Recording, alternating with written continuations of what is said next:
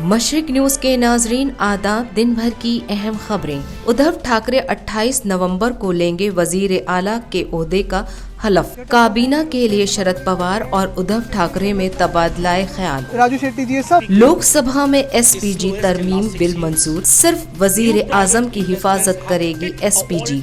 अमित शाह के बयान पे कांग्रेस का walkout. Industrial growth rate.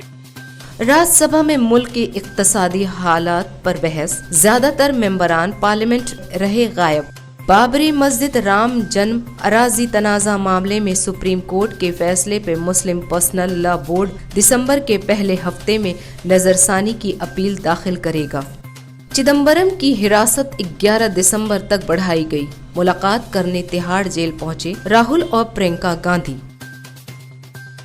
Saudi अरब के साथ मंशियात नशीली दवाएं ममनुआ केमिकल और म्यांमार के साथ इंसानी स्मगलिंग रोकने के मुआहदों को मंजूरी।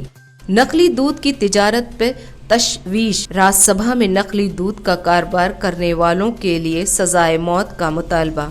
दिल्ली में झपट मारी की राज्यसभा में गूंज। वजीर मुमलकत बराए दाखिला ने कहा 2019 में 5307 मामला दर्ज किए गए।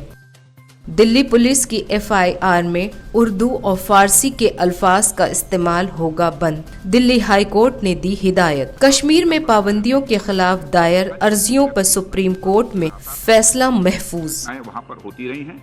कश्मीर में तेजी से नॉर्मल। खबरें तफसील से।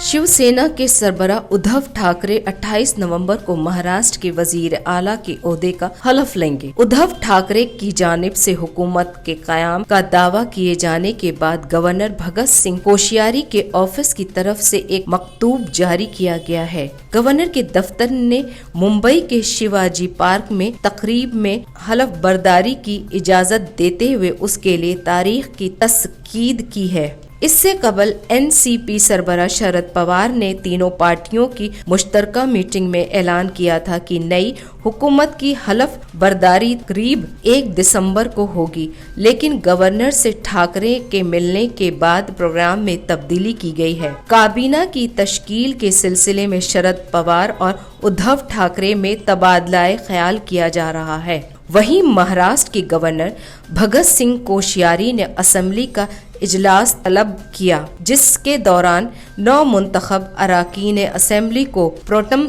स्पीकर कालीदास कोलंबकर ने उनके ओहदे का हलफ दिलाया। इस मौके पर शरद पवार, उनकी साहबजादी सुप्रिया सुले, उद्धव ठाकरे, साबिक वजीर आला देवेंद्र फडणवीस भी मौजूद रहे। जराये के मुताबिक उद्धव ठाकरे की हलफ बर्दारी तकरीब में मेहमानों के लिए 70,000 कुर्सियों का इंतजाम किया गया है।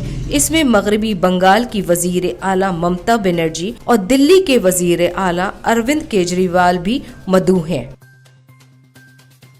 लोकसभा में एसपीजी सिक्योरिटी तरमीम बिल को मंजूरी दे दी गई। कांग्रेस ने हुकूमत पर साबिक वज़राए आजम और उनके खानदानों को एसपीजी सिक्योरिटी दिए जाने में सियासी तब्दीली करने का इल्जाम लगाते हुए कहा कि एसपीजी सिक्योरिटी खतरे की सूरत हाल की बुनियाद पर दी जानी चाहिए और सभी साबिक वज़राए आजम और उनके खानदान को ये सिक्योरिटी ताहयात मिलनी चाहिए। स्पेशल प्रोटेक्शन ग्रुप तरमीम बिल 2019 पर लोकसभा में बहस करते हुए कांग्रेस के मनीष तिवारी ने कहा कि साबिक वजीर आजम राजीव गांधी के ओहदे से हटने के बाद उस वक्त की हुकूमत ने उनकी एसपीजी सिक्योरिटी खत्म करके जो गलती की थी, जिसकी वजह से एक दहशतगर्दाना हमला में उनकी जान गई। उस वक्त की हुकूमत ने दलील दी थी कि एसपीजी के पास इतने जवान, इतनी गुंजाइश नहीं है कि वो इतनी बड़ी तादाद में मखसूस लोगों की सिक्योरिटी फराहम कर सके। इन्होंने इल्जाम लगाया कि मौजूदा हुकूमत भी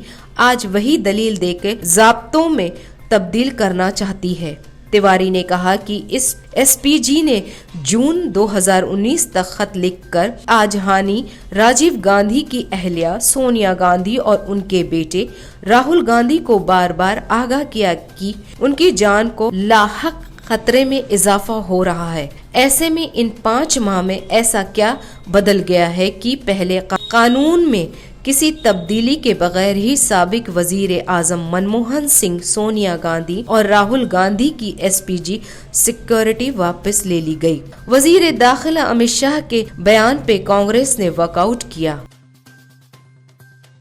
बाबरी मस्जिद राम जन्म मुतनाज़ा अराजी मामले में सुप्रीम कोर्ट के फैसले पर All India Muslim Personal Law Board दिसंबर के पहले हफ्ते में बाबरी मस्जिद की मुतअद्दिद फरीकों की जानिब से नजरसानी की अपील दाखिल करेगा। अयोध्या मामले पर सुप्रीम कोर्ट के फैसले के बाद 17 नवंबर को मुस्लिम पर्सनल लॉ बोर्ड की इमरजेंसी मीटिंग में फैसला किया गया था कि बोर्ड में ऐसे मुस्लिम फरीकैन की जानिब से नजरसानी की अपील दाखिल करेगा जो अदालत फैसले से मुतमईन नहीं है। बोर्ड ने अपनी मीटिंग में अदालत के फैसले अदम इत्मीनान का इजहार करते हुए नजरसानी की अपील दाखिल करने और मस्जिद के लिए दूसरी जगह पे जमीन न लेने का ऐलान किया था।